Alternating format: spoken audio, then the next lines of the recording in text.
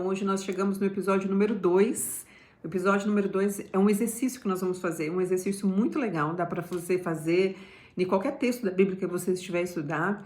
É um exercício muito prático e que vai nos ajudar a fazer uma ponte, por isso que se chama ponte gramatical, é o que nós vamos ver aqui hoje.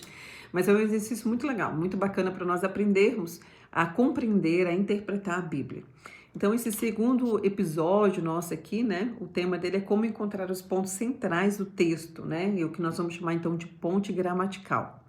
Então, nessa série, mais do que nós lermos, nós conhecermos a história, eu imagino que você já tenha lido João 4, de 1 a 42, o que nós vamos fazer aqui é mais do que isso. Na verdade, é aprender a ler o texto bíblico com atenção, com método e com profundidade. Então, nós vamos deixar que o próprio texto nos conduza à sua mensagem central, né? É a Bíblia explicando a Bíblia. Nós vamos perceber aqui como que Deus intencionalmente foi revelando progressivamente a sua própria escritura, a sua palavra e a sua vontade através dessa passagem também que nós estamos a ler em João 4, o encontro de Jesus com a mulher samaritana. Então, no episódio de hoje, nós vamos identificar exatamente alguns elementos essenciais, alguns pontos muito importantes do texto, por isso que eu já estou aqui com um lápis, um grifador aqui na mão, para que nós possamos fazer isso juntas, tá? Então, se você já leu, você vai perceber que quando nós lemos João 4 com atenção, o apóstolo João, ele repete algumas palavras, ou então nós teremos aqui algumas palavras que mesmo que não são repetidas, ou expressões, por exemplo, mas que são muito importantes para a compreensão do texto, e elas são essenciais para que nós possamos, de fato, guardar na nossa memória, tá? principalmente nesse momento de construção. Elas funcionam aqui, nós vamos chamá-la de marcadores teológicos. Anota aí no seu papelzinho, marcador teológico. O que é um marcador teológico? São palavras, são expressões que ajudam-nos, né, a entender a intenção do texto, o sentido do texto. Por isso que se chama marcador. Aquele ponto ali, ele marca a teologia do texto. Teologia, gente, theos, significa Deus e logos significa conhecimento. Então, é conhecimento de Deus. Então, toda vez que a gente falar teologia, remetem-se para esse lugar, tá bem? Então, eu quero te convidar a grifar, né, ou escrever no seu papelzinho o nome, o lugar, os marcadores teológicos desse texto. Então, toda vez que você encontrar as palavras marido, Samaria, água, sede, Salvador, profeta, você vai perceber aqui que, à medida que você vai lendo verso a verso, vai ter algumas palavras que vai te chamar a atenção. Então, eu quero te convidar a parar esse vídeo aqui agora e fazer todas essas marcações. Se você não tiver com a sua Bíblia em papel em mãos, abra no telemóvel, no tablet, onde você tiver, e anota num papel. Vai anotando no papel todos esses marcadores teológicos. E depois que você tiver marcado, você volta aqui, então, no nosso vídeo, tá bem? Então, vamos lá. Eu marquei aqui no meu Samaria, né? E você marcou aí no seu? Samaria entrou? Eu marquei aqui no meu Samaria, marquei aqui meio-dia, marquei aqui poço, marquei aqui mulher, marquei aqui necessário. João fala, né, que foi necessário que Jesus passasse por Samaria. Coloquei aqui, marquei aqui também sede, água viva, água. Marquei aqui no meu também marido, adoração, profeta, Salvador, o que mais? Deixa eu verificar aqui. Campos, deixa eu ver, cântaro. Eu fui marcando algumas coisas, que vocês foram marcando algumas aí também? Tá mais ou menos combinado com o que eu marquei? Tá mais ou menos aqui na mesma linha? Aqui nós precisamos entender que também um outro ponto, depois de marcar, um outro ponto essencial é observar os verbos, os diálogos que acontecem dentro do texto. Então, olha, percebe bem, Jesus vai a Samaria, ele senta-se junto ao poço, ele fala, ele revela, ele ensina, tá vendo? Tudo isso é ação. A mulher, por sua vez, olha só o que acontece aqui, que interessante. Ela ouve, ela questiona, ela resiste, ela reconhece e depois ela testemunha. Percebe que há algo progressivo aqui? Quando a gente fala que a palavra de Deus, ela vai se revelando progressivamente, olha o que Jesus fez aqui. Ele vai primeiro, ele senta, ele fala, aí ele revela, ele ensina. Tá vendo que as coisas vão acontecendo passo a passo, cena a cena, progressivamente vai acontecendo uma narrativa que aponta para algo depois que nós vamos ver depois, para algo muito maior, é uma crescente no texto. A mulher também acontece a mesma coisa. A mulher, por sua vez, ela ouve, né? Ela chega até o poço, depois ela ouve, aí ela questiona, lembra que ela fala da água de Jacó? Ela resiste e depois ela reconhece, quando ela identifica ele como profeta.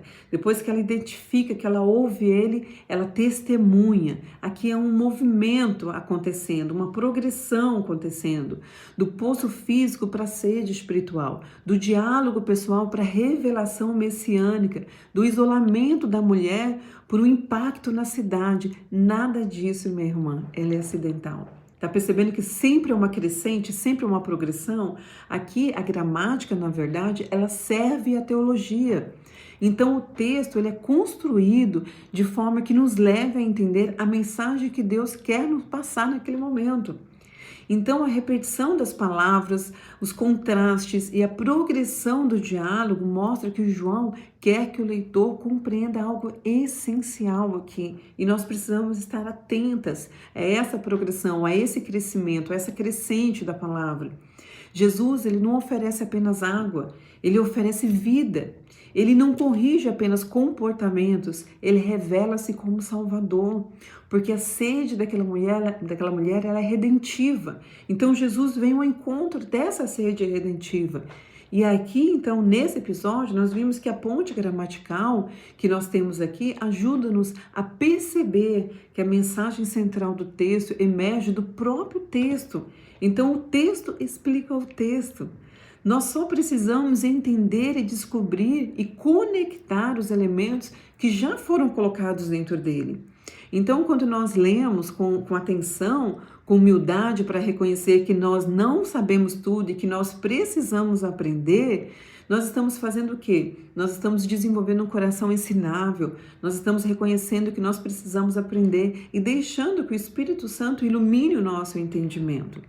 O meu desejo aqui é que nós aprendamos com isso aqui, mas também que nós reconhecemos que nós precisamos aprender muito mais, né?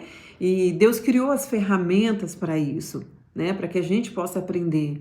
Então, ao reler João 4, de 1 a 42, nós precisamos destacar essas palavras-chave, essas conexões, essas expressões que nós já fizemos.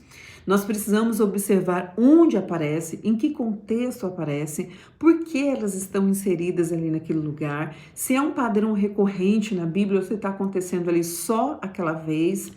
Bom, nós precisamos notar os diálogos e as mudanças de compreensão, de comportamento, né? Que nós vimos completamente isso na própria vida da mulher acontecendo, né? Para onde, e aí nós devemos perguntar, para onde João está nos levar? Quem escreveu aquele texto, para onde que ele está a nos levar? Para onde ele está a nos conduzir? Eu quero finalizar então esse episódio aqui, para não ficar tão cansativo, mas eu quero que você volte para João 4, João 42 e reveja as suas anotações.